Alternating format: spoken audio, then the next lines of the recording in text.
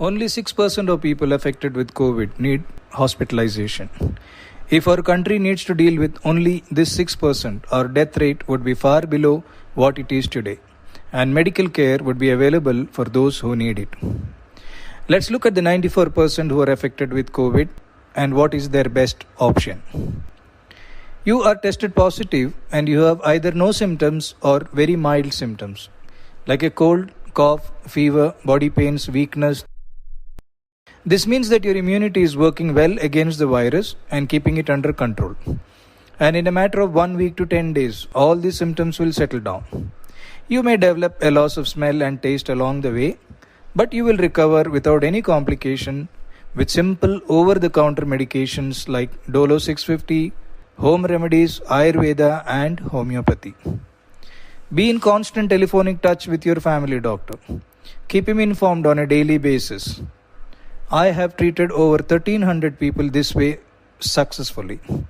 I strongly believe that over 94% of the people affected with COVID can be treated this way.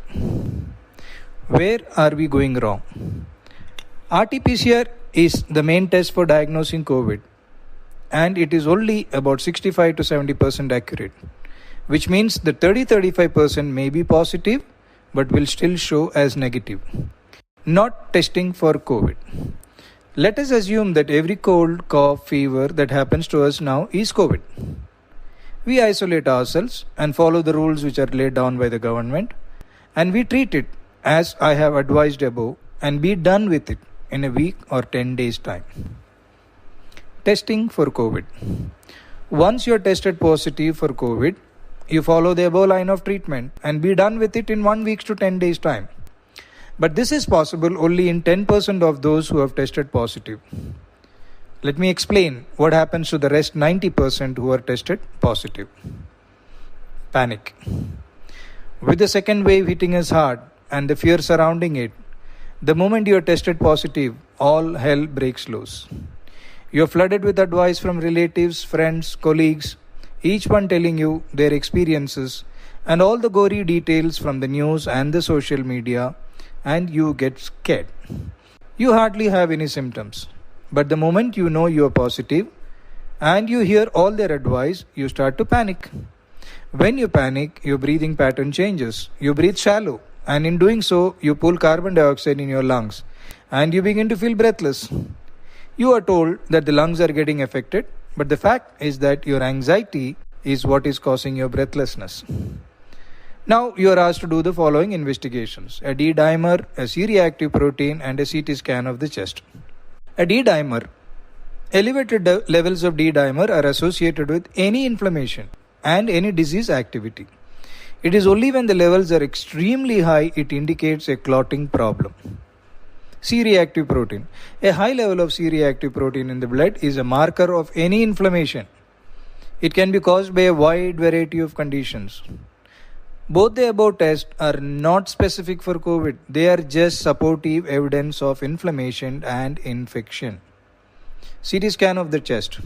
More than 80% of the COVID patients show ground glass appearance in their CT scan. The moment you see the report, everyone says that your lungs are involved and you are in trouble. But that's not true. The COVID virus has a tendency to affect the lungs and to produce inflammatory changes in the lungs. Ground glass opacity is not specific to COVID. It is seen in many inflammations and infections. These, in most cases, resolve on their own.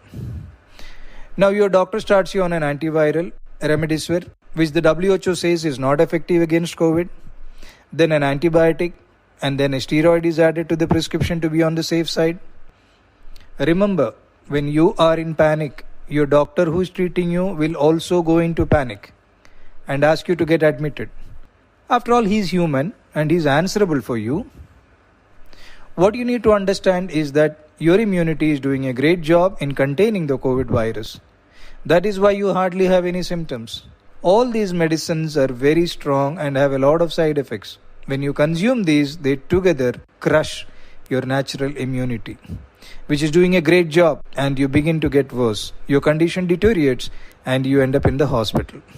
The medical system is doing its best, but it is overwhelmed and in the process of collapsing. You need to use your common sense and logic and decide which way you want to deal with the COVID when you get affected by it. The authorities are now saying that COVID is spreading through the air and not a droplet infection anymore, which means the spread is very fast. The way the second wave is hitting us, the chances are that most of us at some time or the other is going to get affected by the COVID. And by then, we need to be ready with our choice. By choosing option 1, there is a high chance that you will be done with the COVID without even realizing that you had COVID. You will not invite panic and unnecessarily stress and hospitalization. You will not unnecessarily block hospital beds and leave them to the 6% who truly needs them. The choice is yours. Take care.